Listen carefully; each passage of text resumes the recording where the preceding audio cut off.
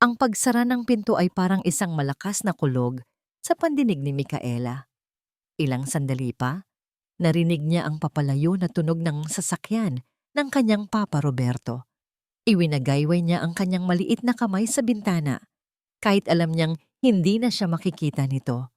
Nang mawala na sa paningin ang sasakyan, bumigat ang kamay ni Veronica na nakapatong sa kanyang balikat. Kanina lang, habang kaharap si Papa, ang haplos nito ay magaan at puno ng paglalambing. Ngayon, parang may mga batong nakadagan sa kanya. Napatingala si Micaela sa babaeng ngayon ay opisyal ng asawa ng kanyang ama.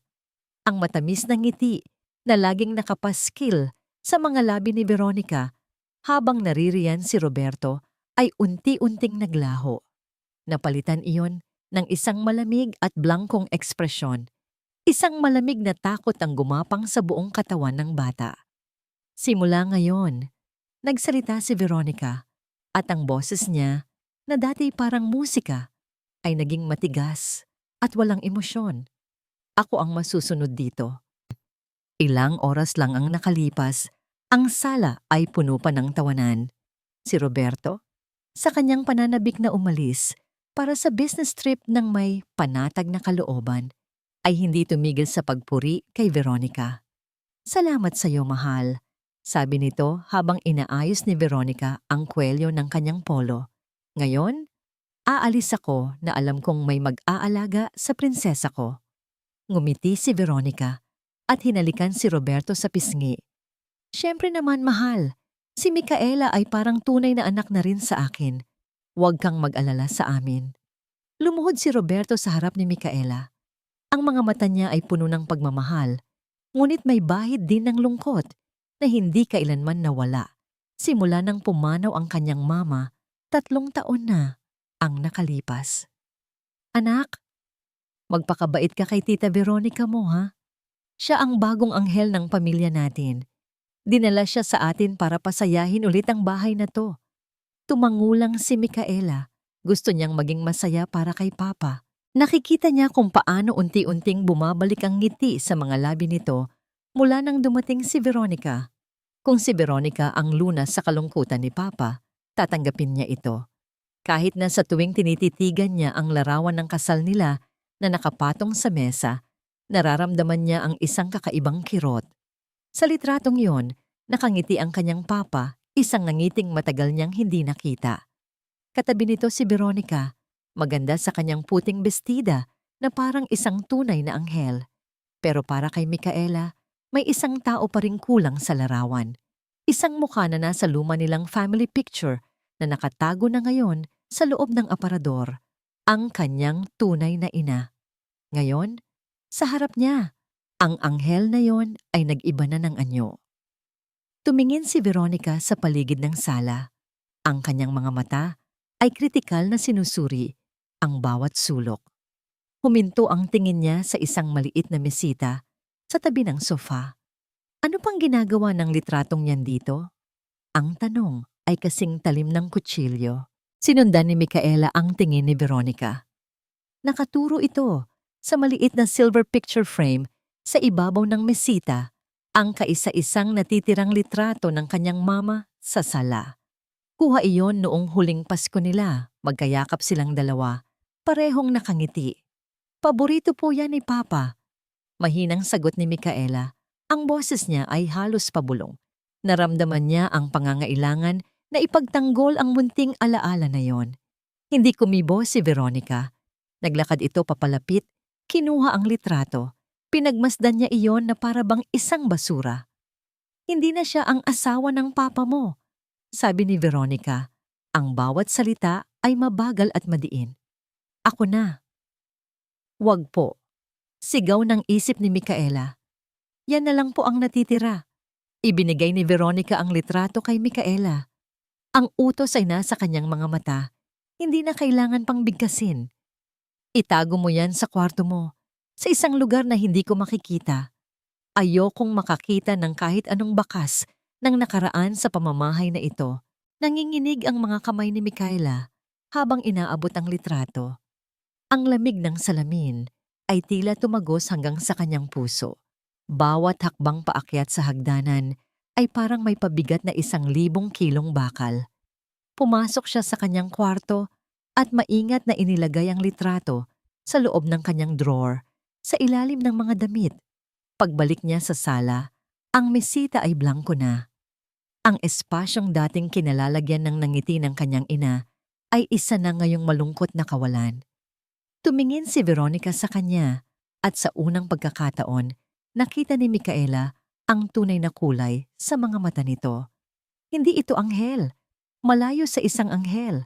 Mayroong galit, inggit, at isang bagay na mas malalim at mas nakakatakot.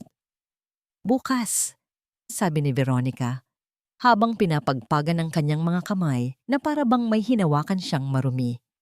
Mag-uumpisa ang pagbabago sa bahay na to at mag-uumpisa yon sa'yo. Tumango lang si Micaela, hindi magawang magsalita.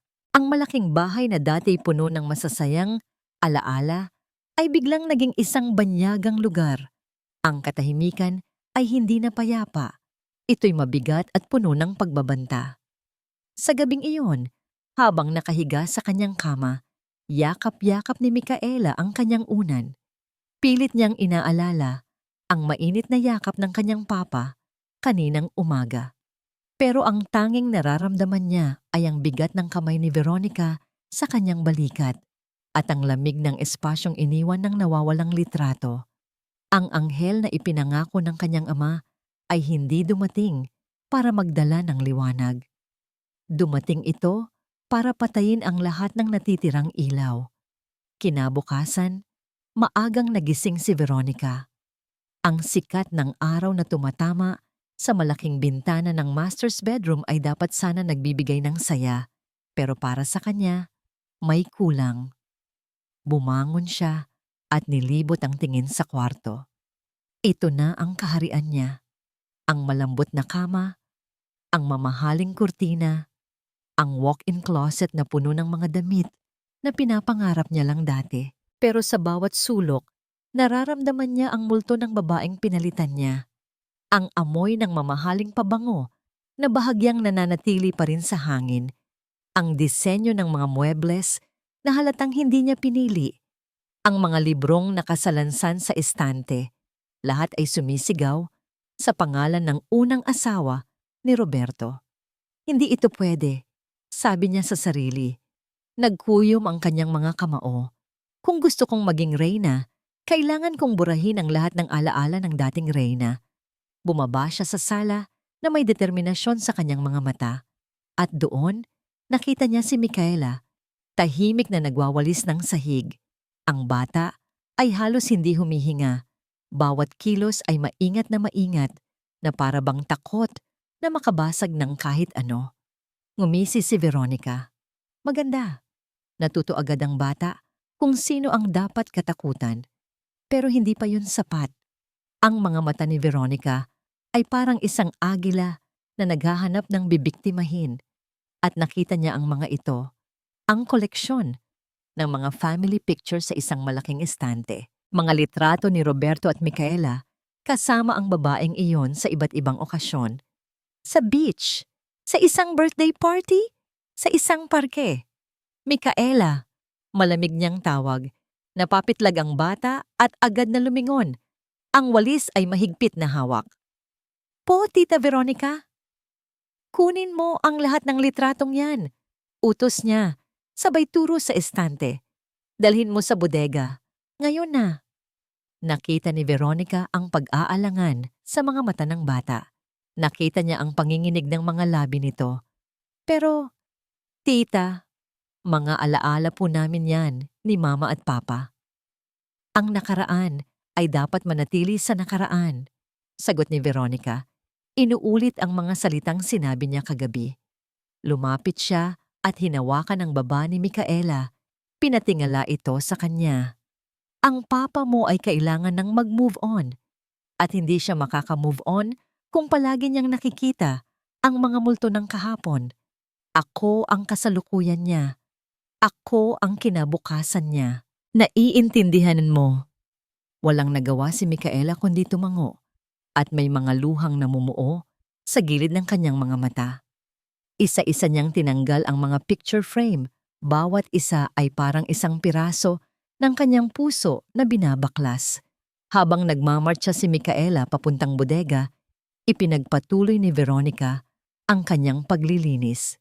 Binuksan niya ang isang cabinet na puno ng mga gamit sa kusina at doon nakita niya ito. Isang porselanang tasa at platito na may disenyong asul na bulaklak. Simple lang ito, pero alam ni Veronica ang kwento nito. Ito ang paboritong tasa ni Roberto na ginagamit niya tuwing umaga. Isang regalo mula sa kanyang yumaong asawa. Ang unang pumasok sa isip niya ay ibagsak ito, basagin, durugin hanggang sa maging pulbos. Ngunit isang mas masamang ideya ang pumasok sa kanyang isip. Kinuha niya ang tasa, hinawakan ito na parabang isang tropeyo. Hindi niya ito sisirain. Sa halip, gagawin niya itong isang simbolo ng kanyang kapangyarihan. Inilagay niya ito sa pinakamataas na parte ng estante sa kusina. Isang lugar na kitang-kita pero hindi madaling abutin, lalo na ng isang bata. Nang biglang tumunog ang kanyang cellphone, si Roberto. Agad na nagbago ang kanyang mukha. Isang matamis na ngiti ang sumilay sa kanyang mga labi. "Hello, mahal," malambing niyang sabi. Sakto namang pabalik na si Micaela mula sa bodega. Ang mga mata ay namumugto. Sinulyapan siya ni Veronica. Isang tingin na nagbababala na manahimik. "Kumusta kayo dyan? Lalo na ang prinsesa ko?" Tanong ni Roberto sa kabilang linya. "Naku, heto mahal, ayos na ayos kami," sagot ni Veronica. Ang boses ay puno ng kasinungalingan. "Naglalaro nga kami ngayon. Di ba, Micaela?" Tumingin siya sa bata, naghihintay. Tumangulang si Micaela, hindi makapagsalita. "Mabuti naman kung ganon. Sige mahal, may meeting pa ako. I love you." "I love you too," sabi ni Veronica at ibinaba ang tawag. Nawala na naman ang nangiti. Humarap siya kay Micaela. "Magaling, matuto kang umarte." Ilang sandali pa, habang nag-aayos si Veronica ng kanyang mga bagong gamit, nag-vibrate ulit ang kanyang cellphone. Isang text message, hindi galing kay Roberto. "Veronica, isa na lang araw. Pag hindi ka nagbayad, alam mo na ang mangyayari sa'yo." Nanlaki ang mga mata ni Veronica at isang malamig na pawis ang tumagaktak sa kanyang noo. Ang mukha niya ay biglang napuno ng takot at desperasyon. Mabilis niyang tinago ang cellphone. Napatingin siya sa paligid ng malaking bahay, sa lahat ng kayamanang abot kamay na niya. At pagkatapos, ang tingin niya ay napunta kay Micaela, na ngayon ay nagpupunas ng sahig sa may kusina. Ang takot sa mukha ni Veronica ay biglang napalitan ng matinding galit. Ang lahat ng kanyang problema, ang utang, ang pressure, ang nakaraan, ay tila nagkatawang tao sa anyo ng inosenteng batang yon. Tumingin siya kay Micaela na para bang ito ang may kasalanan ng lahat. Mahigit 20 taon nang naglilingkod si Ate Loring sa pamilya Soriano. Siya ang nag-alaga kay Roberto noong binata pa ito. Siya ang naging saksi sa pagmamahalan ni Roberto at ng unang asawa nito, si Marisa. At siya ang nagkarga kay Micaela noong sanggol pa lamang ito. Para sa kanya, ang mga Soriano ay hindi lang amo, sila ay pamilya. Kaya naman, alam niya kapag may mali. At nitong mga nakaraang araw, pakiramdam niya may isang madilim na ulap na bumabalot sa tahanang dati puno ng liwanag. Mula nang dumating si Veronica, ang dating masayahing si Micaela ay naging isang anino na lamang. Hindi na ito tumatakbo para salubungin siya sa umaga. Hindi na ito nagkukwento tungkol sa mga pangarap nito. Ngayon, ang mga mata ng bata ay laging nakayuko at ang mga balikat nito ay laging nakakuba na para bang may pasan-pasan na mabigat. Isang gabi, habang naghahanda siya ng hapunan, nakita niya ang lahat. "Ilang beses ko bang sasabihin sa'yo na ayusin mo ang paglalagay ng mga kubyertos?" Sigaw ni Veronica. Ang boses ay sapat na para marinig sa buong kusina. "Sorry po, tita." Halos pabulong na sagot ni Micaela. Nakatayo ito sa harap ng hapagkainan, nanginginig. Ang tinidor ay bahagyang nakaanggulo pa kanan. Isang pagkakamali na hindi mapapansin ng kahit sino maliban kay Veronica. Walang silbi, sabi pa ni Veronica, sabay kuha sa tinidor at ibinato ito sa lababo, lumikha ng malakas na kalansing. Dahil dyan, hindi ka dito kakain sa lamesa.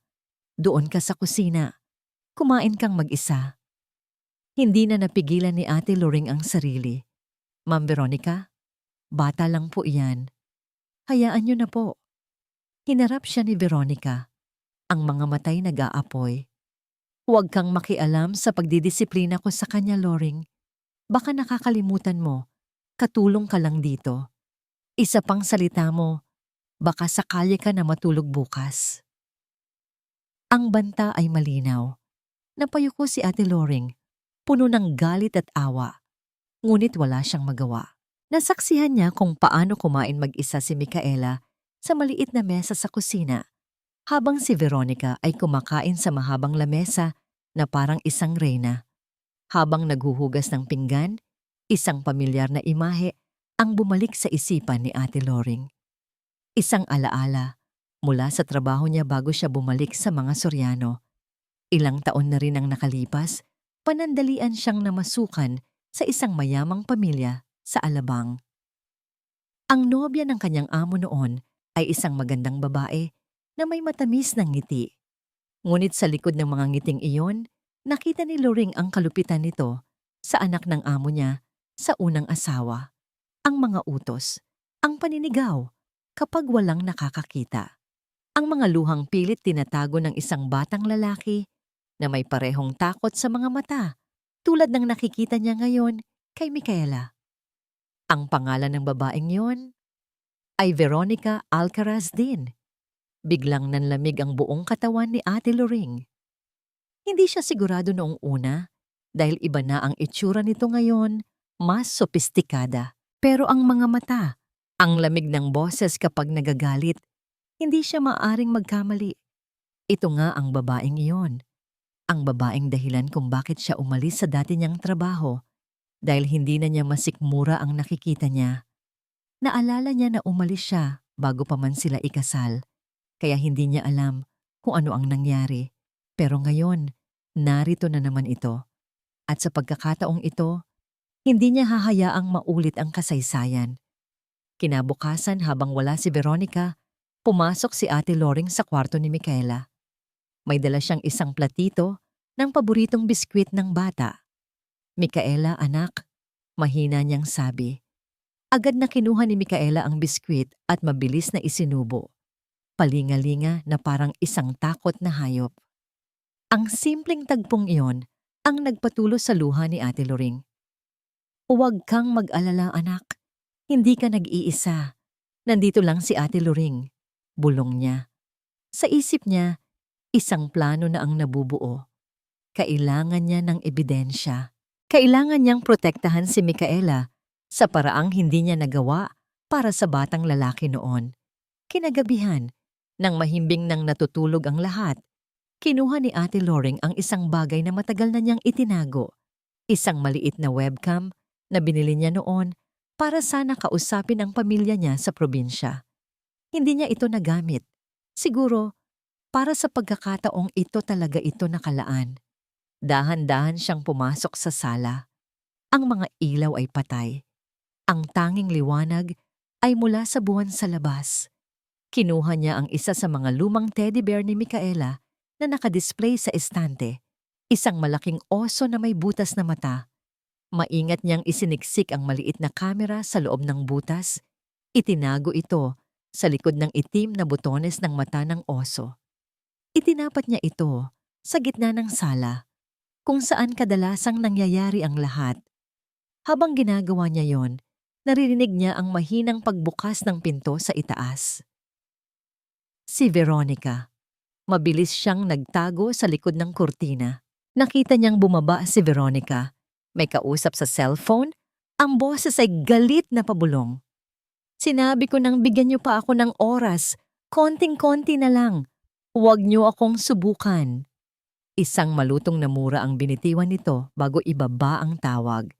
Napasabunot si Veronica sa sariling buhok. Ang muka ay puno ng galit at pagkabahala. Mula sa kanyang pinagtataguan, mas lalong nakumpirma ni Ate Loring ang kanyang hinala. Ang babaeng ito ay hindi lang masama, desperada ito. At ang isang desperadong tao ay kayang gawin ang lahat. Bago pa man sumikat ang araw, ang marahas na tunog ng alarm clock ang gumigising kay Micaela. 4:55 ng umaga. 5 minuto. 5 minuto para bumangon, mag-unat ng nananakit na katawan, at maghanda para sa isang araw na puno ng mga patakaran. Ang unang patakaran, bago mag-alas 5:30, dapat makintab na ang sahig ng buong sala. Dala-dala ang timba na mas mabigat pa sa kanya at ang mop na mas matangkad pa sa kanya. Sisimulan ni Micaela ang kanyang gawain. Ang bawat kuskos sa sahig ay ginagawa niya ng buong ingat.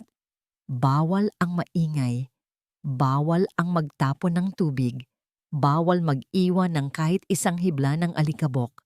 Laging naroon si Veronica, nakatayo sa may hagdanan, hawak ang isang tasa ng kape, nagmamasid. Hindi ito nagsasalita, pero ang mga mata nito ay mas matalas pa sa anumang sigaw. Ramdam ni Micaela ang bawat titig nito, parang mga karayom na tumutusok sa kanyang likod. Pagkatapos maglinis, susunod na ang pagtutupi ng mga damit. Ang pangalawang patakaran, ang bawat tupi ay dapat eksaktong 8 pulgada ang lapad. Isang araw, pagkatapos ng halos 1 oras na pagtutupi, pakiramdam ni Micaela ay nagawa niya ito ng perpekto.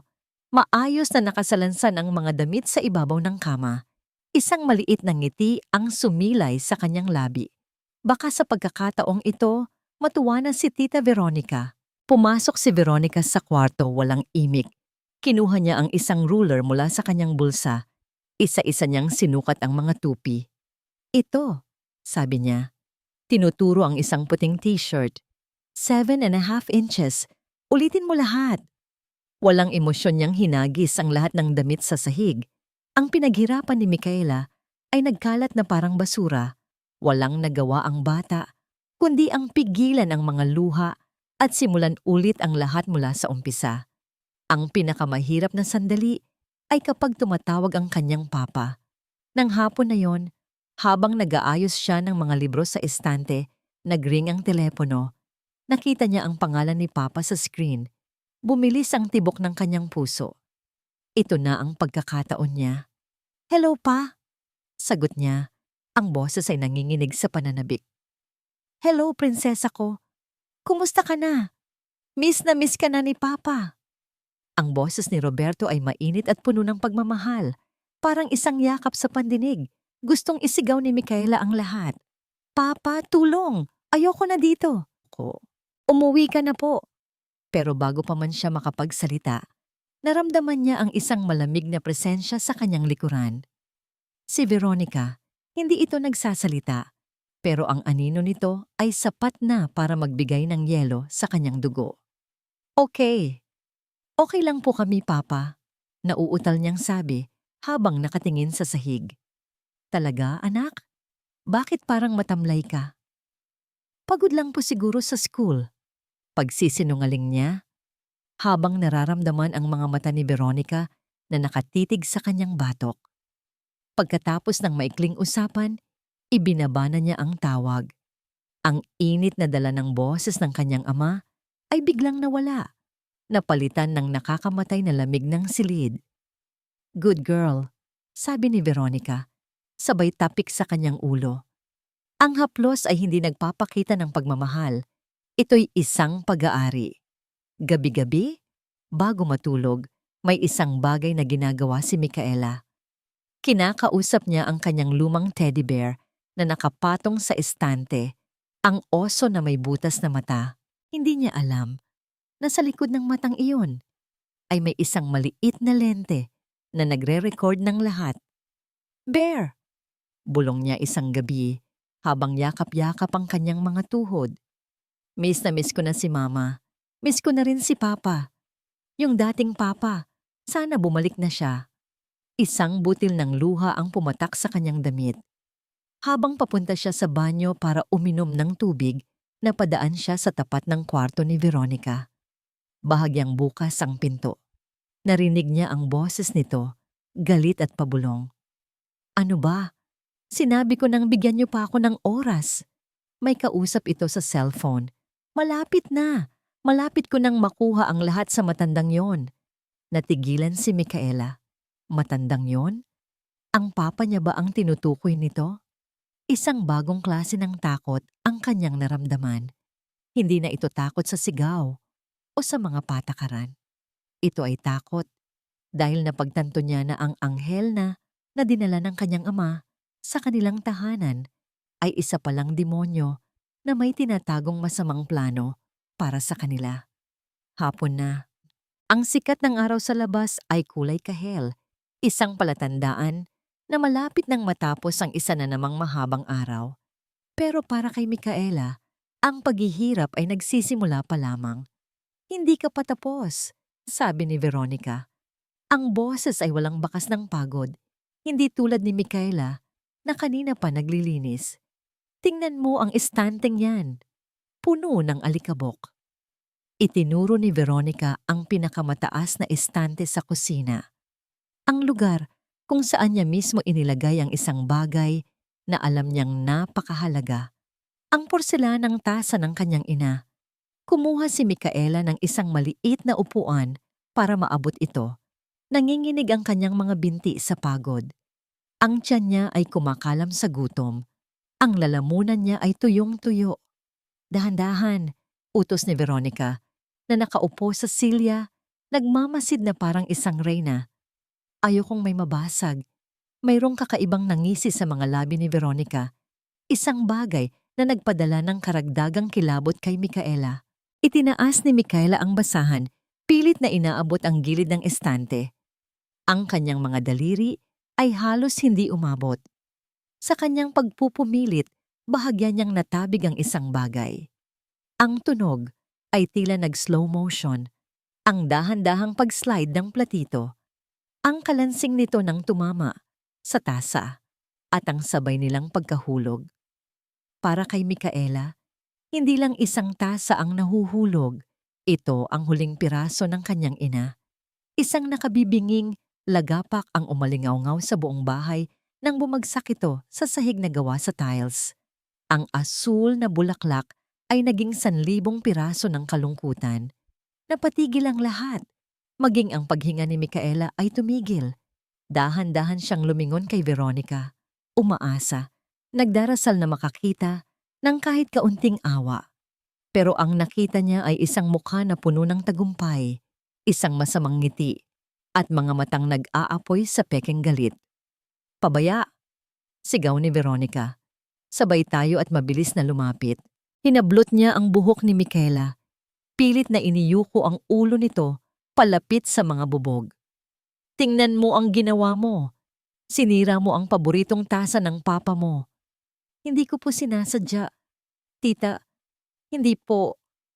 Umiiyak na, sabi ni Micaela. Ang mga luha ay humahalo sa alikabok sa sahig. Manahimik ka. Binitiwan ni Veronica ang buhok niya at itinulak siya paupo sa sahig. Ngayon, pulutin mo yan, isa-isa, gamit ang mga kamay mo. Nanlaki ang mga mata ni Micaela sa takot. Ang mga bubog ay kumikinang sa sahig, matatalim at mapanganib. Pero, tita, masusugatan po ako. Wala akong pakialam, sigaw ni Veronica. Hindi ka tatayo dyan hanggat hindi mo napupulot ang huling piraso. Bilisan mo. Nanginginig ang mga kamay ni Micaela habang sinimulan niyang pulutin ang mga bubog. Bawat piraso ay parang isang hiwa, hindi lang sa kanyang balat, kundi pati na rin sa kanyang puso. Ilang beses siyang nasugatan at maliliit na patak ng dugo ang tumulo sa puting sahig. Pagkatapos ng tila walang katapusang pagpupulot, naisalin niya ang lahat sa basurahan. Pagod na siya. Ang kailangan na lang niya ay isang basong tubig. Tumayo siya, dahan-dahan, at akmang kukunin ang pitsel ng tubig sa lamesa. Saan ka pupunta? Matigas na tanong ni Veronica. Iinom lang po ng tubig, sagot ni Micaela. Ang boses ay paos. Ngumisi si Veronica. Kinuha niya ang pitsel ng tubig, isang malinaw na pitsel na puno ng malamig at nagpapawis na tubig, at dinala ito. Inilagay niya ito sa pinakamataas na estante, ang parehong estante kung saan nahulog ang tasa. Hindi, sabi ni Veronica. Bilang parusa sa pagiging pabaya mo, lilinisin mo ulit ang buong sala. Walang tubig hanggat hindi ka natatapos. Para itong isang sentensyang kamatayan. Tumingin si Micaela sa pitsel ng tubig na ngayon ay hindi na niya maabot, at pagkatapos ay sa malawak na sala. Pakiramdam niya ay hihimatayin na siya. Simulan mo na! Utos ni Veronica bago siya tinalikuran at umakyat sa kanyang kwarto. Iniwan si Micaela na mag-isa sa kanyang impyerno. Sinubukan ni Micaela na magsimula. Itinaas niya ang basahan, pero ang kanyang mga braso ay nanghihina. Ang kanyang paningin ay nagsimulang manlabo. Ang uhaw ay parang apoy na sumusunog sa kanyang lalamunan. Ang tingin niya ay napadpad sa teddy bear sa estante. Ang oso na may butas na mata. Tulong-bulong ng kanyang isip. Kahit sino, tulungan niyo po ako. Pero walang himalang dumating. Ang kanyang mga tuhod ay bumigay. Naramdaman niya ang malamig na sahig sa kanyang pisngi. Ang dilim ay unti-unting gumapang sa gilid ng kanyang paningin. Ang huling narinig niya ay ang malakas na tibok ng sarili niyang puso na unti-unti ring humihina. At pagkatapos, katahimikan, nasa loob ng airport lounge si Roberto, naghihintay ng kanyang flight na dapat ay bukas pa ng umaga. Hawak niya ang kanyang cellphone, tinititigan ang litrato ni Micaela na kanyang screensaver. Nakangiti ito, kulang pa ng isang ngipin sa harap, kuha noong huli silang magkasama. Pero sa halip na mapangiti, isang hindi maipaliwanag na kaba ang gumapang sa kanyang dibdib. Kaninang hapon, tumawag siya sa bahay. Si Micaela ang sumagot. Ngunit may mali sa boses ng kanyang anak. May pilit, may takot. Kahit na sinabi nitong okay lang po kami, ang pandamdam ng isang ama ay hindi nagsisinungaling. May mali. Paulit-ulit na bulong ng kanyang isip. Hindi na siya nagdalawang isip. Tumayo siya, nilapitan ang airline counter, at nagtanong kung may mas maaga pang flight pa uwi. Swerte! May isa pang flight sa loob ng 1 oras, ang huling biyahe para sa gabing iyon. I'll take it, sabi niya kaagad. Hindi na iniisip ang dagdag na bayad. Ang kailangan niya lang ay makauwi agad-agad. Habang nasa eroplano, hindi siya mapakali. Libo-libong senaryo ang tumatakbo sa isip niya. May sakit ba si Micaela? Nag-away ba sila ni Veronica? Pinilit niyang alisin ang mga negatibong isipin. Nag-aalala ka lang masyado, Roberto. Si Veronica ang bahala. Isang anghel si Veronica. Pero kahit anong pilit niya, hindi nawawala ang bigat sa kanyang dibdib. Nang sa wakas ay makarating siya sa kanilang bahay, hating gabi na. Dahan-dahan niyang ipinasok ang susi sa pinto. Sinusubukang huwag gumawa ng ingay para sorpresahin sila.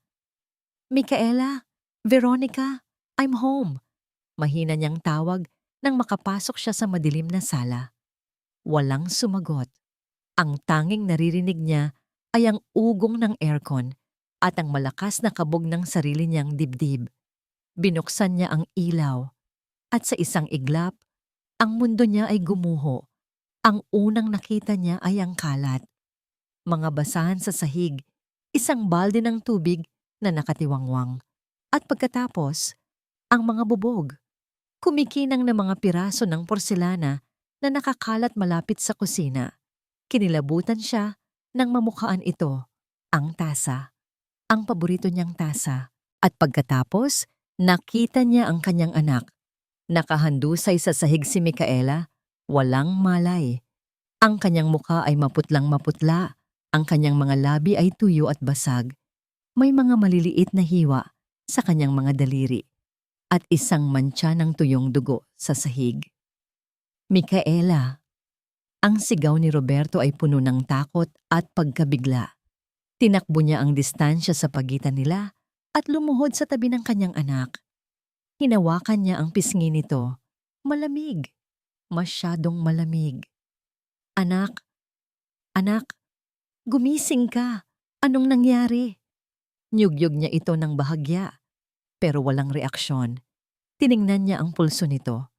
Mahina, pero nandoon pa. Sa gitna ng kanyang pagpapanik, narinig niya ang pagbukas ng pinto ng master's bedroom. Lumabas si Veronica, nakapantulog. Kinukusot ang kanyang mga mata. Mahal? Anong ginagawa mo? Natigilan ito nang makita ang eksena sa ibaba. Ang mukha niya ay dumaan sa serya ng emosyon, gulat, pagkalito, at higit sa lahat, takot. Veronica, anong nangyari sa anak ko? Bakit siya nandito? Sigaw ni Roberto. Ang boses ay basag na. Mabilis na bumaba si Veronica. Ang mukha ay nagpapanggap na nag-aalala. Diyos ko, hindi ko alam. Kanina lang naglalaro pa siya dito. Baka nadulas siya at nauntog ang ulo niya. Ang kasinungalingan ay dumaloy mula sa kanyang bibig ng napakadali. Pero sa isip ni Roberto, may hindi nagtutugma. Ang mga bubog, ang mga sugat sa daliri, ang pagod sa mukha ng kanyang anak. Habang buhat-buhat niya si Micaela, handa nang dalhin sa ospital, isang boses ang pumigil sa kanya. Sir Roberto, lumingon sila pareho. Nakatayo sa may pintuan ng kusina si Ate Loring. Ang kanyang mukha ay basang-basa ng luha, ngunit ang kanyang mga mata ay matatag at determinado. Sa nanginginig niyang mga kamay, hawak niya ang isang tablet. Sir Roberto, ulit niya. Ang boses ay nanginginig ngunit malinaw. May kailangan po kayong makita. Inabot ni Roberto ang tablet mula sa nanginginig na kamay ni Ate Loring. Ang kanyang mga mata ay nagpapalipat-lipat mula sa walang malay na mukha ng kanyang anak, patungo sa nagpapanik na anyo ni Veronica, at sa wakas, sa screen ng tablet. Ano to, Ate Loring? Tanong niya. Ang boses ay naglalaman ng pagod at pagkalito. Panoorin niyo po, sir. Pakiusap ni Ate Loring. Ang mga luha ay patuloy sa pag-agos. Pinindot ni Roberto ang play. Ang unang eksena ay kuha sa sala. Ilang araw na ang nakalipas. Nakita niya ang sariling anak. Nagmamakaawa habang pinipilit ni Veronica na itago ang lahat ng litrato ng yumaong ina nito. Narinig niya ang malamig na boses ni Veronica. Ang nakaraan ay dapat manatili sa nakaraan. Isang kirot ang naramdaman ni Roberto. Sumunod ang mga eksena na parang isang bangungot. Si Micaela na pinapagalitan dahil sa isang maliit na pagkakamali sa pagtutupi ng damit. Si Micaela na kumakain mag-isa sa kusina. Si Micaela na pilit nang ngumingiti habang kausap siya sa telepono, habang sa likod nito ay nakatayo ang anino ni Veronica. Ang bawat eksena ay isang patalim na bumaon ng malalim sa kanyang puso. Ang hangin sa kanyang baga ay tila naubos. Hindi ito maaaring mangyari. Ang anghel na pinakasalan niya, hindi ito ang babaeng nasa video. Hindi ito ang halimaw na nagpapahirap sa sarili niyang anak. Roberto, ano man yan, gawa-gawa lang yan. Nagsimulang magsalita si Veronica. Ang boses ay nagiging desperado. Inedit lang yan ng matandang yan dahil naiinggit siya sa akin. Pero hindi na siya pinansin ni Roberto. Ang kanyang buong atensyon ay nakatuon sa screen at pagkatapos ay dumating ang pinakamasakit na parte. Ang eksena kaninang hapon.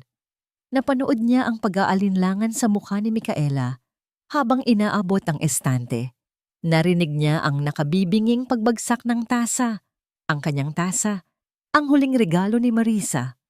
Napanood niya na may nanlalaking mga mata sa sindak, kung paano sinabunutan ni Veronica ang kanyang anak, kung paano niya ito pinilit na pulutin ng mga bubog gamit ang mga kamay nito, at ang huli, ang pinakasukdulan ng kalupitan.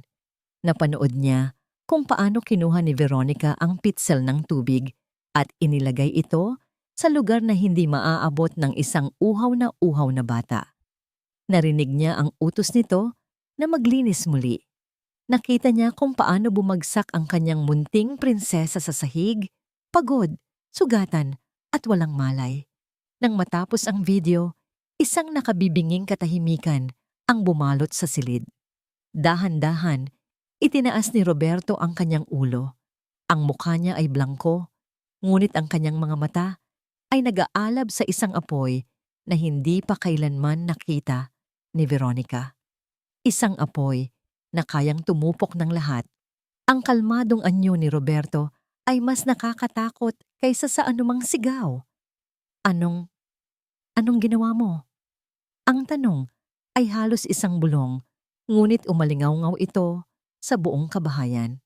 Bawat salita ay may bigat ng 1,000 toneladang galit at pighati.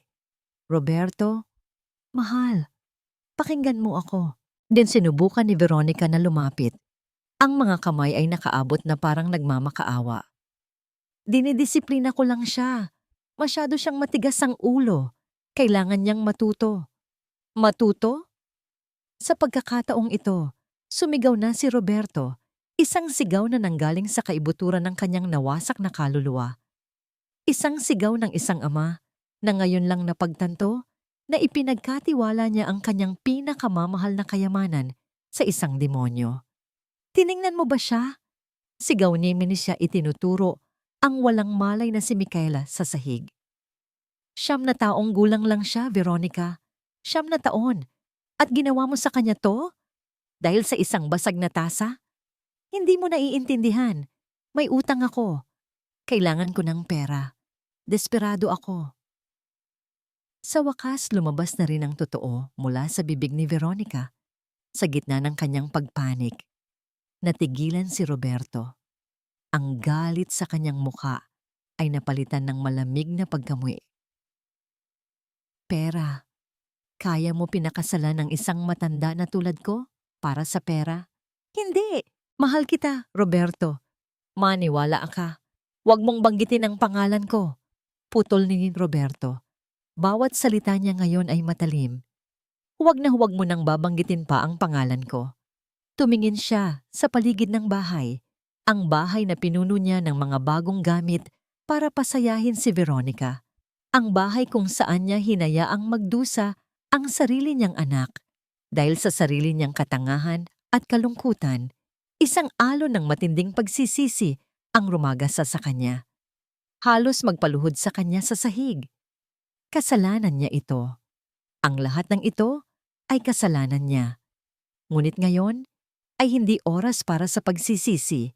Ngayon ay oras para sa katarungan. Kinuha niya ang kanyang cellphone. Ang kanyang mga daliri ay nanginginig. Hindi dahil sa takot, kundi dahil sa nagpupuyos na galit. Sinong tinatawagan mo, Roberto? Tanong ni Veronica. Ang boses ay puno na ng takot. Ang pulis? Huwag. Parang awa mo na. Hindi siya sinagot ni Roberto. Nag-dial siya ng numero. Hello, attorney? Sabi niya sa telepono. Ang boses ay malamig at kontrolado. Kailangan kita. Oo, ngayon na. May kailangan akong isang pangkaso, attempted murder at child abuse. Nanlaki ang mga mata ni Veronica sa takot. Umiling-iling siya. Umatras hanggang sa mapasandal siya sa pader. Ibinaba ni Roberto ang tawag. Tumingin siya nang diretso sa mga mata ng babaeng minsan niyang tinawag na anghel. Makikita tayo sa korte, sabi niya. Ang boses ay walang anumang emosyon. At sisiguraduhin kong mabubulok ka sa kulungan. Pagkatapos noon, dahan-dahan niyang binuhat muli si Micaela. Sa pagkakataong ito, ang pagbuhat niya ay puno ng determinasyon. Hindi na niya bibitawan ang kanyang anak. Hinding-hindi na. Naglakad siya papunta sa pinto, nilagpasan si Veronica na para bang ito'y hangin lamang. Roberto, sandali! Huling sigaw ni Veronica. Huminto si Roberto sa may pinto, ngunit hindi siya lumingon. Para sa akin, sabi niya, patay ka na. At pagkatapos ay lumabas siya sa pinto. tungo sa madilim na gabi, dala-dala ang kanyang nasaktang anak at ang bigat ng isang pagkakamaling habambuhay niyang pagsisisihan. Ang tanging naririnig sa puting silid ng ospital ay ang mahinang, ritmikong tunog ng heart monitor. Beep, beep, beep! Bawat tunog ay isang kumpirmasyon na buhay pa ang kanyang anak at bawat tunog ay isang paalala kung gaano siya muntik nang mawala. Nakatayo si Roberto sa tabi ng kama. Hindi umupo.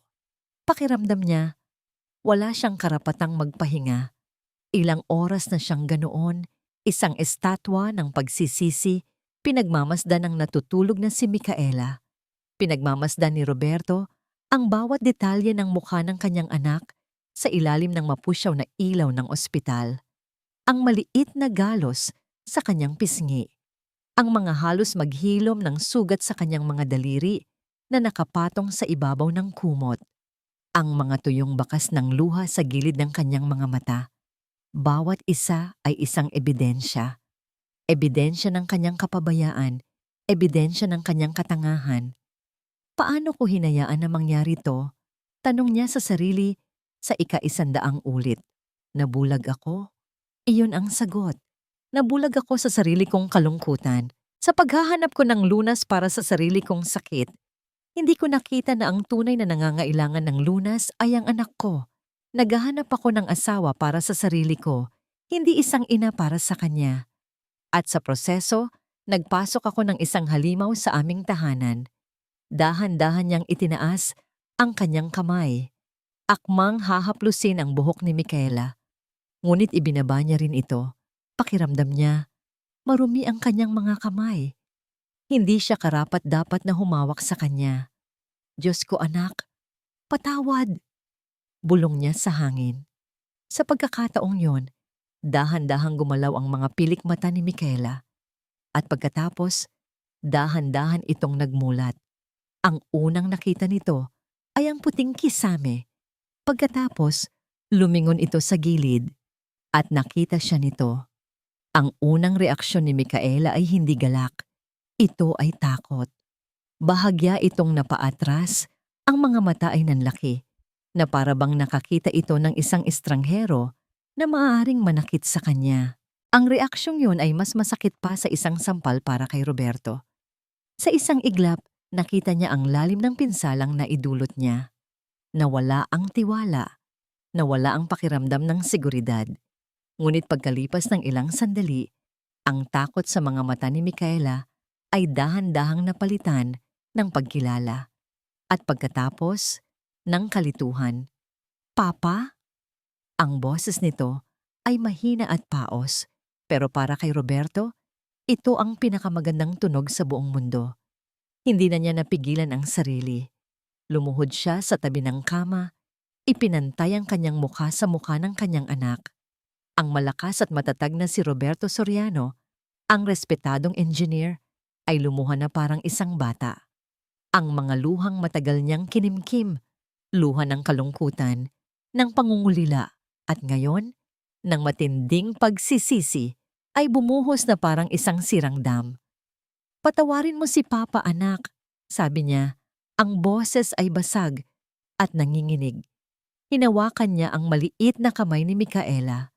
Patawarin mo ako. I'm so sorry anak. I'm so sorry. Wala na siyang ibang masabi. Paulit-ulit lang na patawad at sorry habang ang kanyang mga balikat ay nayayanig sa pag-iyak. Nakita ni Micaela ang mga luha ng kanyang ama. Sa buong buhay niya, ngayon niya lang ito nakitang umiyak. Nakita niya ang sakit at pagsisisi sa mga mata nito. At sa sandaling iyon, ang pader ng takot na itinayo sa paligid ng kanyang puso ay nagsimulang gumuho. Ang sarili niyang mga mata ay nagsimula na ring mamasa. Umiyak siya. Hindi dahil sa sakit o takot, kundi dahil sa wakas. Nararamdaman niyang may nakakakita sa kanya. May nakakarinig sa kanya. Iniangat niya ang kanyang maliit na kamay at inilagay ito sa basang pisngi ng kanyang ama. At pagkatapos, sa kabila ng panghihina, niyakap niya ito. Sa yakap na yon, naramdaman ni Roberto ang pagpapatawad na hindi niya inaasahang makakamit. Mas lalo siyang napaiyak at niyakap niya pabalik ang kanyang anak. Maingat, ngunit mahigpit. Isang yakap na nangangakong hinding-hindi nabibitaw. Ilang sandali silang nanatili sa ganoong posisyon, isang ama at isang anak na parehong umiiyak, parehong nasasaktan, ngunit sa wakas, nagsisimula ng maghilom. Maya-maya, pumasok ang doktor. "Good morning." Bati nito, may dalang ngiti. Mukhang mas maganda na ang pakiramdam ng pasyente natin. Kung magpapatuloy ito, pwede na siyang umuwi bukas. Nang marinig iyon, bahagyang nanigas si Micaela sa yakap ng kanyang ama. Ang ideya ng pag-uwi ay nagbalik ng takot. Naramdaman ito ni Roberto. Humiwalay siya ng bahagya at tiningnan ang kanyang anak sa mata. "Hindi na tayo babalik sa malaking bahay na yon, anak," sabi niya. Ang boses ay mahinahon ngunit puno ng katiyakan. Wala na siya doon at hinding-hindi na siya babalik pa. Pero hindi na rin tayo doon titira. Nakita niya ang kislap ng pagkalito at pag-asa sa mga mata ni Micaela. "Hahanap tayo ng sarili nating tahanan," pagpapatuloy ni Roberto, habang pinupunasan ang sariling luha at ang luha ng kanyang anak. Isang lugar na mas maliit, pero mas masaya. Isang lugar kung saan tayong dalawa lang. Isang lugar na walang multo, walang masasakit na alaala. Isang bagong simula para sa ating dalawa. Payag ka ba doon? Hindi nagsalita si Micaela, ngunit ang dahan-dahan niyang pagtango at ang maliit na ngiting unti-unting sumilay sa kanyang mga labi ay sapat ng sagot. Sa unang pagkakataon, sa loob ng napakatagal na panahon, naramdaman ni Roberto ang isang kislap ng pag-asa. Mahaba pa ang daan na kanilang tatahakin. Marami pa siyang kailangang patunayan. Marami pa silang sugat na kailangang gamutin. Pero habang hawak niya ang kamay ng kanyang anak sa loob ng tahimik na silid ng paghilom na yon, alam niyang magagawa nila, kakayanin nila, magkasama. Lumipas ang ilang linggo. Ang malamig at malungkot na silid ng ospital ay napalitan ng isang maliit na apartment na pinupuno ng sikat ng araw. Hindi ito kasing laki ng dati nilang bahay. Walang malawak na hardin, walang engrandeng hagdanan. Mayroon lang itong 2 kwarto, isang maliit na kusina, at isang sala na may malaking bintana kung saan tanaw ang mga naglalarong bata sa labas. Para kay Micaela, ito ang pinakamagandang palasyo sa buong mundo. Mula nang lumipat sila, ibang Roberto ang kanyang nakasama. Hindi na ito ang papa na laging pagod, laging nagmamadali, at laging wala. Ang papa niya ngayon ay ang unang mukha na nakikita niya sa umaga at ang huling boses na naririnig niya bago matulog. Humingi si Roberto ng mahabang leave mula sa kanyang trabaho. Ang lahat ng oras niya ay ibinuhos niya kay Micaela. Isang Sabado ng umaga, ginising ni Roberto si Micaela na may dalang ngiti. "Prinsesa, may sorpresa ako sa'yo." Dinala niya ito sa sala. Nakatayo sa gitna ng silid ang isang blangkong pader. Sa sahig, may mga lata ng pintura, dilaw, asul at rosas, at ilang mga paintbrush. "Ang pader na to, medyo malungkot tingnan, di ba?" sabi ni Roberto. Naisip ko, siguro kailangan niya ng kulay at walang mas gaganda pa kaysa sa obra maestra nating dalawa. Sa unang pagkakataon, sa loob ng maraming buwan, isang malakas at masayang tawa ang kumawala mula sa bibig ni Micaela. Maghapon silang nagpinta. Hindi sila gumawa ng isang partikular na disenyo. Nagpinta lang sila ng kung anong gusto nila. Isang malaking araw na kulay dilaw, mga alon na kulay asul ng bayta, mga bulaklak na kulay rosas, at maraming handprints nilang dalawa. Ang pintura ay kumalat hindi lang sa pader, kundi pati na rin sa kanilang mga damit, buhok at mukha. Sa gitna ng tawanan, napahinto si Roberto at pinagmasdan lang ang kanyang anak. Ang mga mata nito ay kumikinang sa saya. Ang mga pisngi nito ay may bahid ng pintura.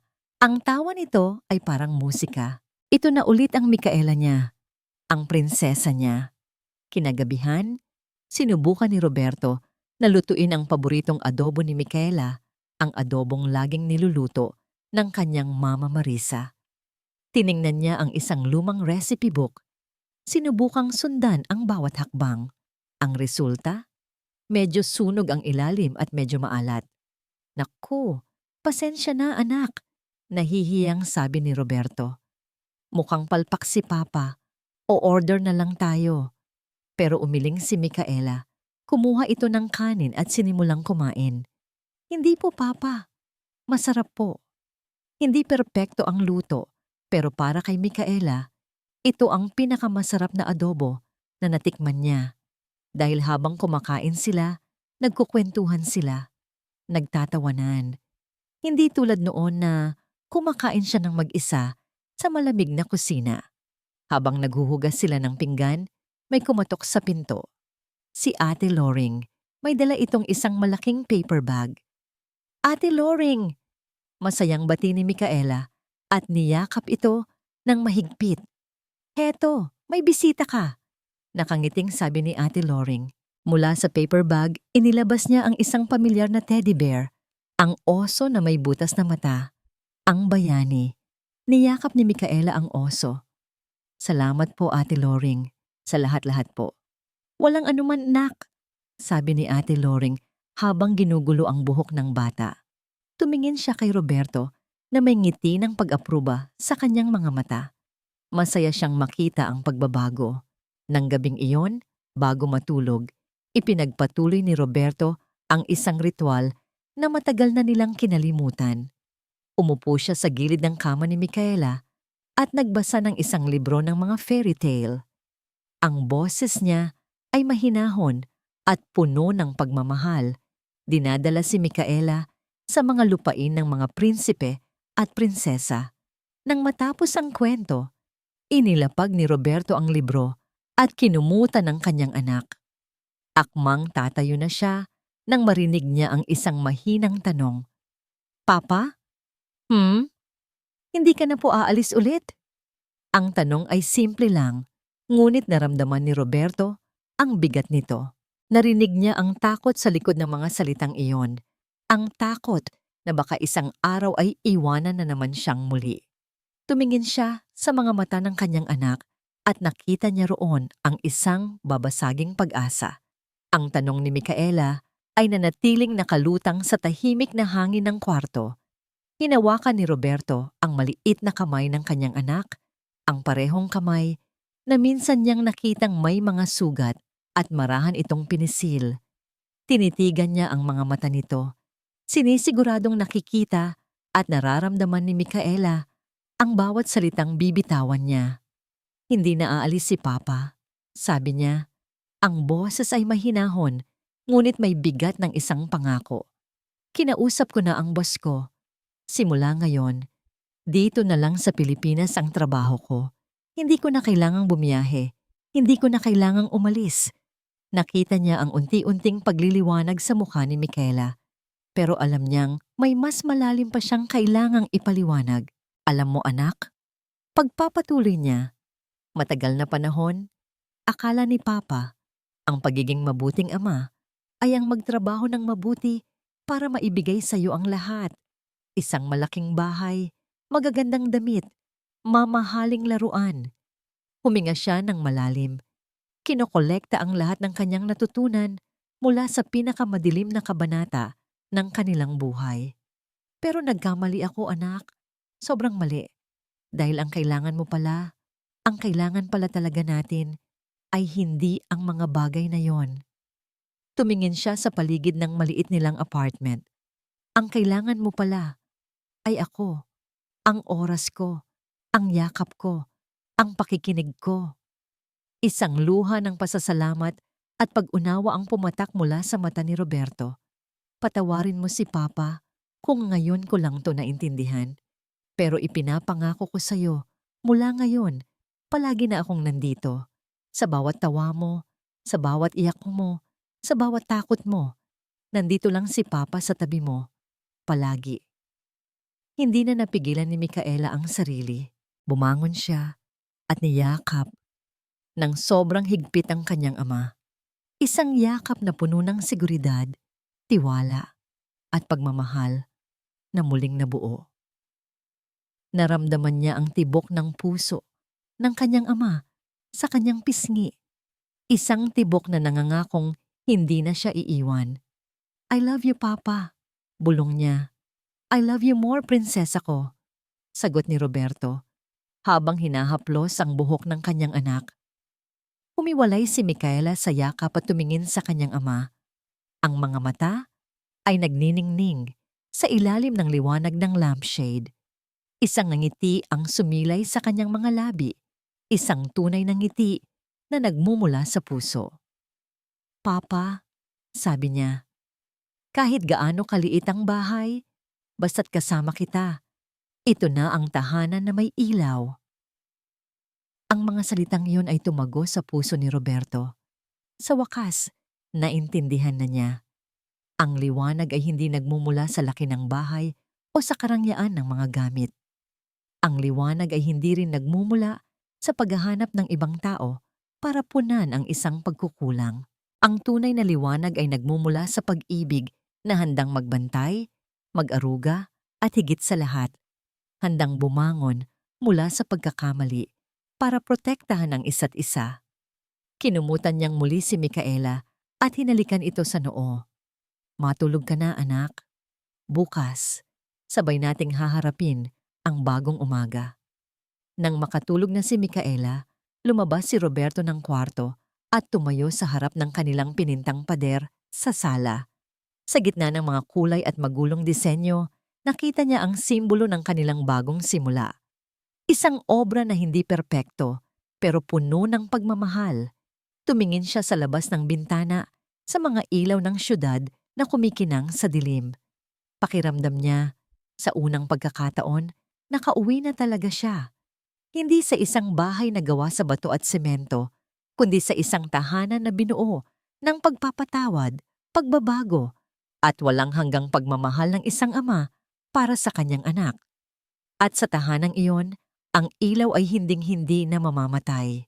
At dito nagtatapos ang kwento ni na Roberto at Micaela sa isang tahanan na binuo ng paghilom at pinatibay ng walang hanggang pagmamahal.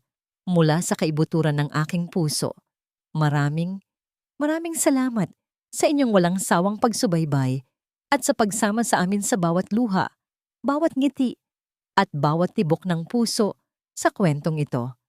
Habang isinusulat ko ang bawat kabanata, ramdam ko ang bigat sa puso ni Micaela at ang hapdi ng pagsisisi ni Roberto. Naging isang paglalakbay ito, hindi lang para sa kanila, kundi para na rin sa akin bilang inyong manunulat. Ang aking tanging hangad ay maiparating ang isang simpleng mensahe na kahit sa pinakamadilim na gabi, laging may isang bituin ng pag-asa na handang magbigay liwanag. Ang istorya ni na Roberto at Micaela ay isang paalala sa ating lahat. Isang paalala na ang tunay na tahanan ay hindi nasusukat sa laki o karangyaan, kundi sa init ng pagmamahal at pag-aaruga na ating ibinibigay sa isa't isa. Ito ay isang paalala na ang tunay na lakas ay hindi na sa pag-iwas sa pagkakamali, kundi sa pagharap dito ng may tapang at sa pagpili na bumangon at itama ang lahat. Sana po ay may napulot kayong aral at inspirasyon na babaunin ninyo sa inyong mga puso. Inaanyayahan ko kayong lahat na mag-iwan ng komento sa ibaba. Ano ang pinakapumatak na aral sa inyo? Anong eksena ang hindi ninyo malilimutan? Nais kong marinig ang inyong mga saloobin. Hanggang sa ating muling pagkikita sa susunod na kwento. Ako po ang inyong lingkod at manunulat na laging nagpapasalamat sa bawat sandaling inilaan ninyo sa pakikinig.